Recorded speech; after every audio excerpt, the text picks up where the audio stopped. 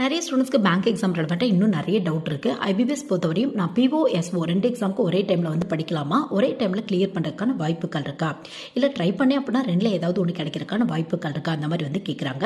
So PO அப்படிங்கிறது ஜென்ரலாக any degree ஹோல்டர்ஸ்க்கான job உங்களுக்கு. எஸ்ஓ அப்படிங்கிறது கொஞ்சம் டெக்னிக்கல் ஜாப் உங்களுக்கு. டெக்னிக்கல் அப்படின்னா நீங்கள் படித்த லைனில் வந்து ட்ரை பண்ணி பார்க்கலாம். இப்போ எக்ஸாம்பிளுக்கு கம்ப்யூட்டர் ரெலவெண்ட்டான ஒரு இன்ஜினியரிங் டிகிரியோ இல்லை எம்எஸ்சியோ முடிச்சிருக்கீங்க அப்படின்னா நீங்கள் ஐடி ஆஃபீஸர் வந்து ட்ரை பண்ணி பார்க்கலாம். இது மாதிரி ஹெச்ஆர் பர்சனல் ஆஃபீஸர், அது மட்டும் இல்லாமல் மார்க்கெட்டிங் ஆஃபீஸர், லா ஆஃபீஸர், அக்ரிகல்ச்சர் ஃபீல்ட் ஆஃபீஸர், அந்த மாதிரி நிறைய வேகன்சி இருக்கும் உங்களுக்கு. ஸோ நீங்கள் படித்ததுக்கு தகுந்த மாதிரியான ஆஃபீஸருக்கு வந்து ட்ரை பண்ணலாம்.